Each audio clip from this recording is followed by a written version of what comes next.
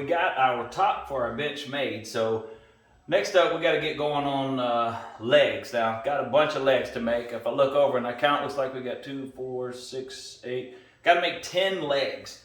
I think I've decided I'm going to do like 3x3 legs. We're still going to plan on doing the castle joint on the top there. So I did have 2 really raggedy looking pieces of hickory. It's kind of kicked over to the side. I did go ahead and kind of rough cut them into lengths so I could start handling them. Now, kind of the reason why I go ahead, well, there's a lot of reasons why I would go ahead and cut them down. They're a lot easier to handle when I cut them down in smaller pieces. The other reason too, instead of doing the entire piece when it's, one piece run through the joiner and all that, is because if you have a lot of cupping in one area and not another, or if it's cupped end to end, you might end up cutting the ends down to a little bit of nothing before you ever get the middle of it down where you want. Whereas if you do it in smaller sections, you can flatten the board out more. You wind up with less waste. So basically, I'm gonna start out with these. Some of them I think I can get one piece out of. There's 1 or 2 in here that are pretty narrow. Some of them I'm not real sure. Now, normally I would go over and cut. Go ahead and I'll make me a straight line and drop the live edge off of each one of them. And I will do that on some of these, like this one right here, because I can already see that it's wide enough that I can get a 3 inch wide board out of it. There's a couple in here though that I'm not real sure about, so I may just kind of drop one side off where I see that's really messed up and leave the other side. Then what I'll do is I'll run it through the joiner first on the more narrow side of it. That way, as I cut into it, the board will actually get a little bit wider as far as my usable material. That way, it'll kind of let me see a little bit more of what I have to work with. So essentially, we're gonna start out with taking these. Like I said, gonna take them. Let me grab my straight edge here. So basically, how I do it is, obviously on every piece of live edge wood, you're going to have one side that's a little bit wider because the tree is round. So obviously the side that's more toward the center is going to be a little bit wider than the side that's toward the outside. So you want to set it with the side toward the outside, the narrower piece, you want to sit it with that side up. Now this is one of those pieces here that I know is going to be wide enough for me to get what I want out of it. So essentially, I just take this straight edge and kind of lay it down there and get it right at the very edge of where my good wood is there. And I'll just grab me one of my fat pencils.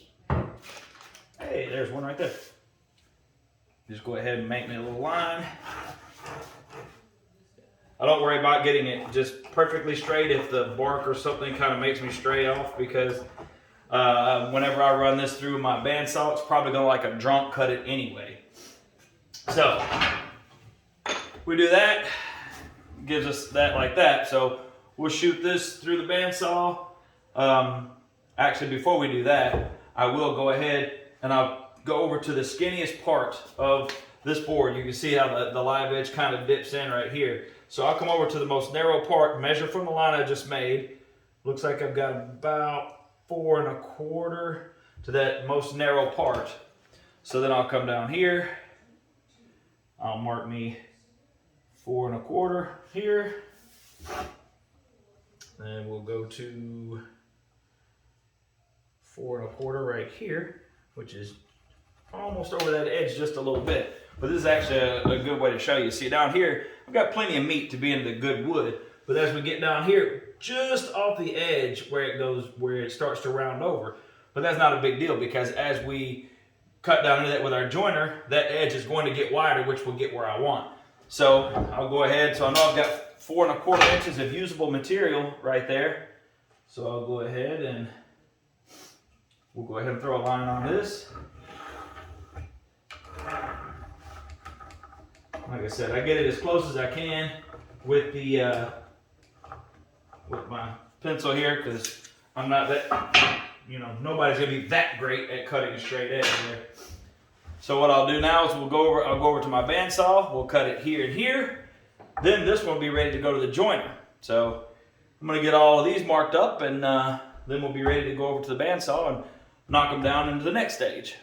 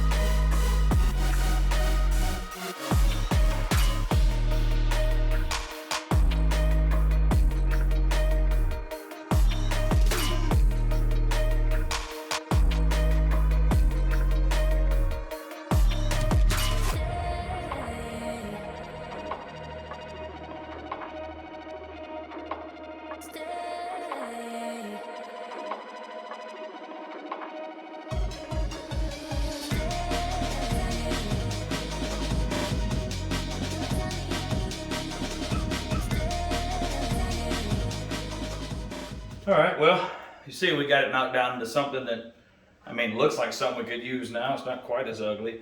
Now, I will say, this stuff looks pretty horrendous when you first get started with it, but I've actually built quite a few things out of this hickory with worm tracks and everything else in it, and maybe even a little bit of rock here and there, but it looks pretty rough early on. But once we hit this next stage of getting it through the joiner and the planer and getting it worked down into lumber, it actually turns out to be some of the prettiest lumber. I mean, it looks really awesome. I mean, I don't know what it would cost if you bought it in its finished state with all the character and like the bug holes and things like that. I don't know what it would actually cost. Maybe some mills would probably call it scrap or trash, but I don't. I made some really beautiful projects out of it. So our next step obviously is to run all of it through the joiner, get it all face jointed, then get one edge of it edge jointed. So we got us a nice square edge here to get ready to head over to our table saw and finish it up to kind of not our final dimension, but at least get it all squared up where you have two parallel edges on it. So we'll get it run through our joiner, then we'll run it through our planer. We'll get it knocked down to at least one consistent thickness, and then we'll see where we're at from there.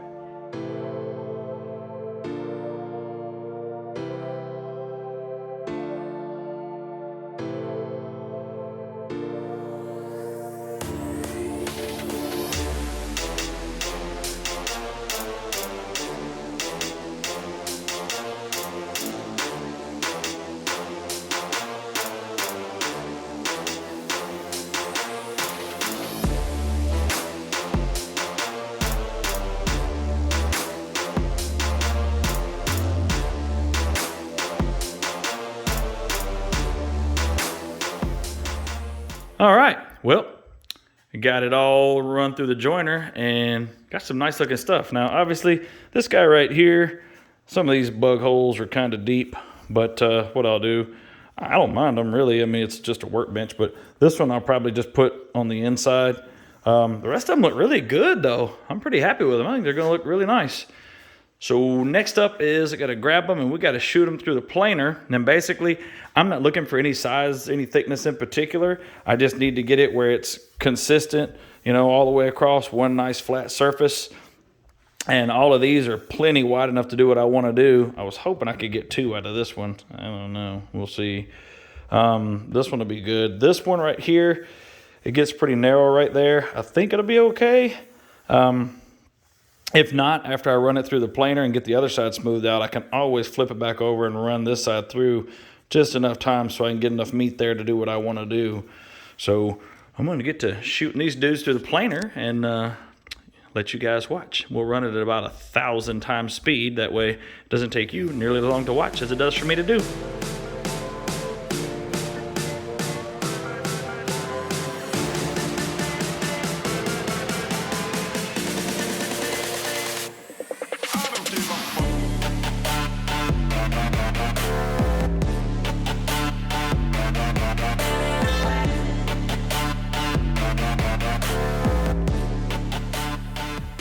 Well, all right, so got it all ran through the planer, everything cleaned up really nice. These pieces all were just, I think they were just barely under an inch thick, so they came out really nice. Actually, no, I think a couple of them were over an inch. This one is the one I had to take down just a little bit more than the rest, but it still came out to, yeah, see, it was still 9/10 of an inch, so still really good.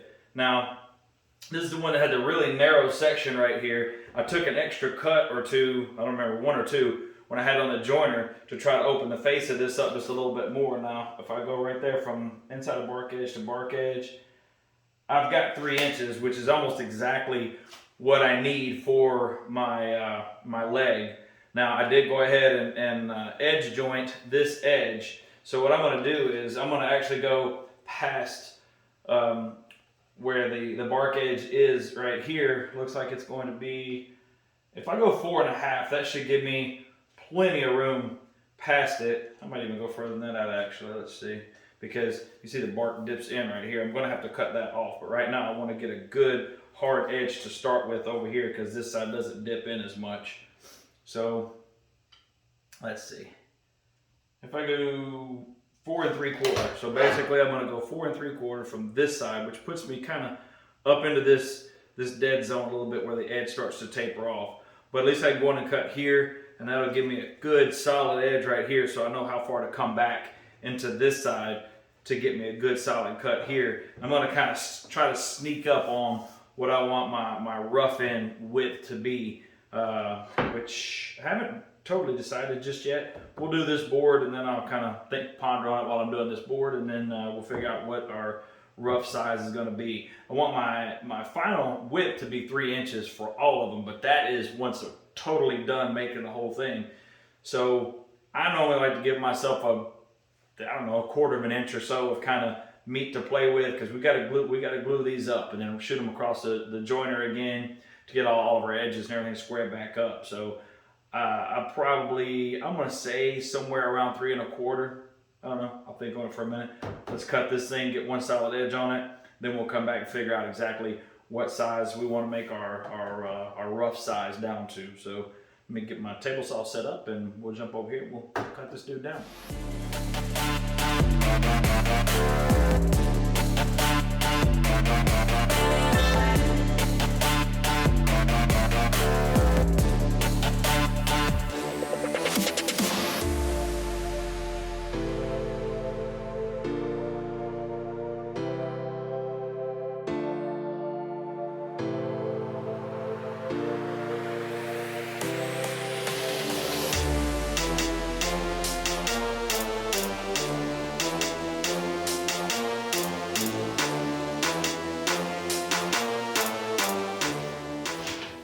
Alright, so here's what we're left with in the end. I am really happy. It all came out super nice and square. Got a lot of really pretty lumber, I don't know what else to call it, lumber. Got a lot of pretty material to work with to make some legs out of. Now, obviously, this is nowhere near enough material to make 10 legs like we're going to need to. So obviously, off camera, I'm going to go ahead and do the exact same thing that you just saw me do, but I'm going to do it a whole lot more times to get all of the rest of our pieces ready so we can start gluing some legs up. And for those of you that wonder about the ones that, if I do have some that have really ugly marks on them, or maybe even a little split or something in them, usually I'll try to always sandwich those between 2 other boards when I glue them up, because with this joint that we're going to do with this castle joint, we're going to cut it out anyway. So that way I'll just put it right there and use it kind of as sacrificial lumber when we start cutting out for the joint. So this gets us for now. So I'm going to go and now I'm going to spend, I don't know, several hours machining up some more material to get ready to do these legs. So next up we'll be ready to start setting up and gluing up some legs. So I'm going to go machine, and then for you it's going to be just a millisecond, and then we'll be ready to glue up. Alright, so we're back now. Got all the legs all glued up. Everything's good and dry. I've been sitting here for quite a while I've been working on a bunch of other stuff. So now we got to get this stuff knocked down to its final size, because you see it's clearly not even close right now. You see, I got some of this stuff a little bit wider than others, and I got some glue squish out. So I don't know how everybody else handles this, but I'm gonna tell you how I handle it. I'm gonna take this trusty scraper right here. I'm gonna go over. I'm gonna knock as much of the heads of this glue and stuff off as I can. I'm not gonna get too carried away with it. I just kind of try to knock the really high ones off of it. This glue is really dry. It's been done for quite a while. Like I said, I've been pretty busy. Haven't been able to get back to it, which kind of stinks because I need this done, because I really need to be able to use this here. Well, I can say table. Eventually it'll be a workbench, you know, a Mitre Station. I need to cut some steel. So anyhow, like I said, go over, knock them down. So I've already done all the other ones, but I got the last 2 here. I'm just going to kind of show you real quick how I did them. Well, I said I've already done them. I've already done the first stage of them anyway. Let me grab this other one right quick.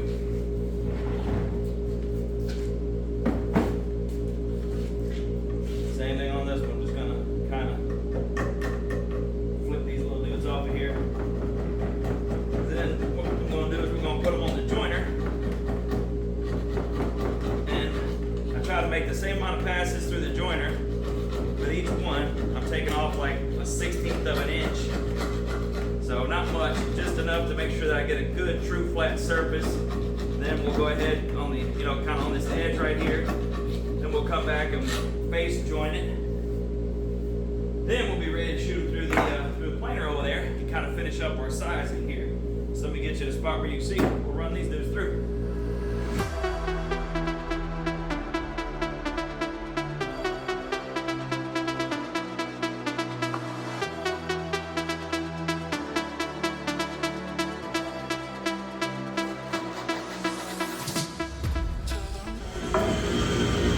There we go. Everything is edged, faced. So now we're ready to shoot it through our planer and get our other two sides trued up. Now what I'll do is I'll take a pencil. I'll go ahead and just kind of make a squiggly line along this top side. That way I know whenever I get ready to plane it, because I'm about to go upstairs and eat dinner right now.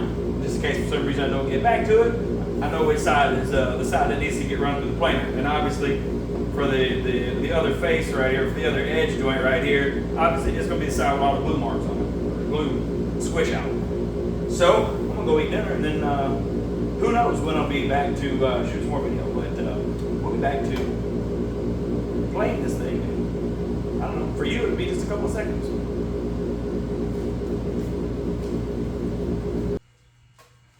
Alright, so now for our next trick. Like I said, we got it all face jointed right here and edge jointed on this side to give us our good 90-degree angle there and to give us our good true flat surfaces. To run it through our planer here to get our other face and our other edge just like I want. So I went through and I measured every one of them with a, with a set of calipers, and I measured and wrote on the end of each one somewhere. Like on the end of this one's 3.33. So I'm looking for 3 inches right about, you know, to be, I want to make it 3 by 3. So I went ahead and measured every one of them. I wrote down the measurement on the end of it right here, and I've got them all laid out on the table there from the thickest to the thinnest. That way I can start with the thickest one, and as I work my way down, I've got a digital readout on my planer, and as I get down to the next measurement, I can start running the next one through. That way I get them all run through there and get them the same thickness at the same time. So I'm going to go ahead and we'll run this one through, and then when we do, I'll do basically once I get them all run through and get them face jointed, get them all the same thickness, then we'll come back. I will measure each one to its widest point, because some of these boards are a little bit, stick out a little bit more than the others. So I'll measure the widest point and get the thickness of it this way. Basically we'll do the same thing. I'm not going to bother with even taking this, like chiseling the glue off of or anything. These blades, they'll get it and they'll suck it up and put it in the bag on the other side over there. So I'm going to go on and get on with getting this all jointed up right now. I'm not going to make you sit through me pushing all these things through the joint 100 times. So when we come back, we'll have 10 3x3s for you to look at, and we'll talk about what our next step is. So the next step is for you to subscribe and like and click that little bell. That way you get notified when I post up the next step in this process, where we got to make a lot of cuts and make these legs so all this stuff fits together, and it's a lot of measuring and cutting and all that stuff goes into it, and it was a real pain in the butt, but it came out really, really cool. So thank you for watching. I do hope that you'll come back for the next one, and you know, if you like our content, go check out some of my War Machine videos if you haven't already, and shoot, I guess we'll catch you in the next one.